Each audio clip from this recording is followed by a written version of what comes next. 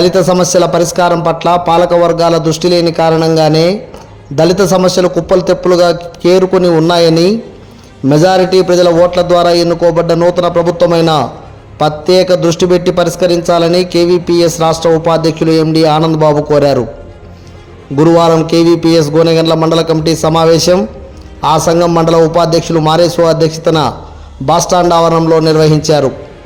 KVPS మండల committee సమావేశాన్ని ఉద్దేశించి రాష్ట్ర ఉపాధ్యక్షులు ఎండి ఆనంద్ బాబు, జిల్లా ఉపాధ్యక్షులు బి కరుణాకర్ మాట్లాడుతూ రాష్ట్రంలో నూతనంగా కొలువుదీరబోతున్న రాష్ట్ర ప్రభుత్వానికి శుభాకాంక్షలు మరియు స్వాగతం తెలియజేశారు.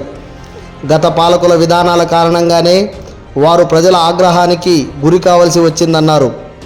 అందరికీ పెన్షన్లు పెంచుతూ వచ్చిన గత ప్రభుత్వం డప్పు వృత్తికలకు సంబంధించిన పెన్షన్ మాత్రం పెంచలేదన్నారు. శ్మశానంలో గుంతలు తీసే వృత్తిదారులను, తుంబర కళాకారులను ఇప్పటికీ వృత్తిదారులుగా గుర్తించలేదన్నారు. చర్మకారులకు ఇవ్వాల్సిన కిట్లు, వృత్తి కేంద్ర నిర్మాణం వాటి పట్ల ఎలాంటి చొరవ చూపలేదని, అందుకే సామాజిక తరగతుల ఆగ్రహానికి గురి కావాల్సి వచ్చిందన్నారు. కొత్తగా అధికారానికి రాబోతున్న నాయకులైన ఈ సామాజిక అసమానతలను తొలగించి దళిత వృత్తిదారుల సమస్యలను పరిష్కరించాలని కోరారు. అలా జరగని క్రమమే గనుక ఎదురైతే పోరాటం తప్ప మరో మార్గం లేదన్నారు. ఐక్యతా పోరాటం ద్వారా మన సమస్యలను పరిష్కరించుకునేందుకు సిద్ధం కావాలని వారు పిలుపునిచ్చారు. సమావేశంలో కేవీపీఎస్ మండల నాయకులు దేవదాసు, రంగన్న, సంటెన్న, దస్తగిరి, పెద్ద కర్రెన్న, కొండయ్య, మునుస్వామి, జయరాజు, యోహాను, నగేష్, భీమన్నతో పాటు మరో 15 మంది మండల నాయకులు పాల్గొన్నారు. ఈరోజు గోనెగండ్ల కేవీపీఎస్ మండల కమిటీ సమావేశాన్ని నిర్వహించాం. ఈ సమావేశంలో అనేక రకాల అంశాలపైన చర్చించడం అనేటువంటిది జరిగింది. ముందుగా ఈ రాష్ట్రంలో ప్రజాస్వామ్యయుతంగా జరిగినటువంటి ఎన్నికల్లో గెలుపొందినటువంటి నూతన ప్రభుత్వానికి మేము శుభాకాంక్షలు, అభినందనలు తెలియజేస్తూ ఉన్నాం. ప్రభుత్వాన్ని ఆహ్వానిస్తూ ఉన్నాం. అయితే సమస్యలు కూడా అంతే చాలా జటిలంగా ఉన్నాయి. మా సమస్యల పరిష్కారం కోసం కూడా ఈ రాష్ట్రంలో ఏర్పడబోయేటువంటి నూతన ప్రభుత్వం ప్రయత్నం చేయాలని చెప్పేసి మేము కోరుతా ఉన్నాం.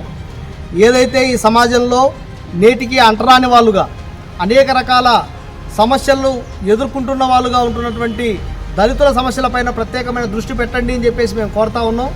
ప్రధానంగా ఈ సమాజంలో దళిత వృత్తులు చాలా నిరాదరణకు గురవుతూ ఉన్నాయి. అనేక రకాల కష్టాలు పడుతున్నటువంటి పరిస్థితి మీరు గమనించింటారు ఇప్పటికే. ఎందుకంటే రాష్ట్రంలో డప్పు కళాకారులు అనేక రకాల పోరాటాల ద్వారా ఈ సమాజంలో వృత్తి గుర్తింపును సాధించుకున్నారు. ఆ తర్వాత పెన్షన్ను కూడా సాధించుకున్నారు. ఏదైతే ఈ సమాజంలో వృత్తి పెన్షన్ వచ్చినటువంటి డప్పుకు ఇప్పటికీ కూడా పెన్షన్ పెంచుకోకుండా అందరితో సమానం చేసేటువంటి ఒక దుర్మార్గమైన పరిస్థితి కొనసాగుతూ ఉంది. ఈ ప్రభుత్వమైన పెన్షన్ను పెంచాలి అని చెప్పేసి మేము ఈ సందర్భంగా కోరుతా ఉన్నాం. అదేవిధంగా దళితుల యొక్క ఆత్మగౌరవ రక్షణ కోసం ప్రభుత్వం డప్పు కళాకారులందరికీ డప్పు, గజ్జలు, డ్రస్సు గతంలో జీవో నెంబర్ 108ను ప్రవేశపెట్టింది.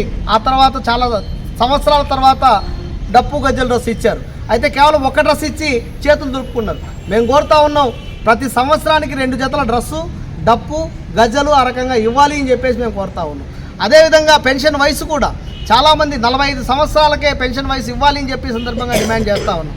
అదేవిధంగా చర్మకారులకు కూడా గతంలో 20,000 విలువ చేసేటువంటి కిట్లు ఇస్తామని చెప్పేసి చెప్పారు.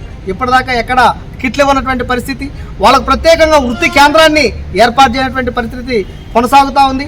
పెన్షన్ దానికి కూడా చర్మకారులకు కూడా పెన్షన్ పెంచాలి అని చెప్పేసి మేము కోరుతా ఉన్నాం.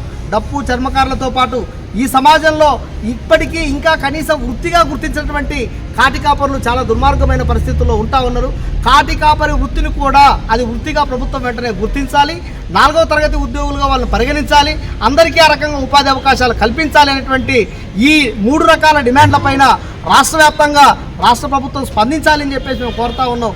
ఒకవేళ స్పందించదా తప్పదు, మేము పోరాటానికి ఆ రకంగా సిద్ధమవుతామని చెప్పేసి ఆ రకంగా ఈ సామాజిక వృత్తులన్నీ సమస్యల పరిష్కారం కోసం అవసరమైతే సయోధ్య అవసరమైతే మీకు అర్జీ రూపంలో సమస్యలు పరిష్కరించండి అని చెప్తాం, లేదా పోరాటం ద్వారా ఉద్యమిస్తామని చెప్పేసి ఆ రకంగా ఉద్యమించడానికి సిద్ధం కావాలని చెప్పేసి నేను కోరుతా ఉన్నాను.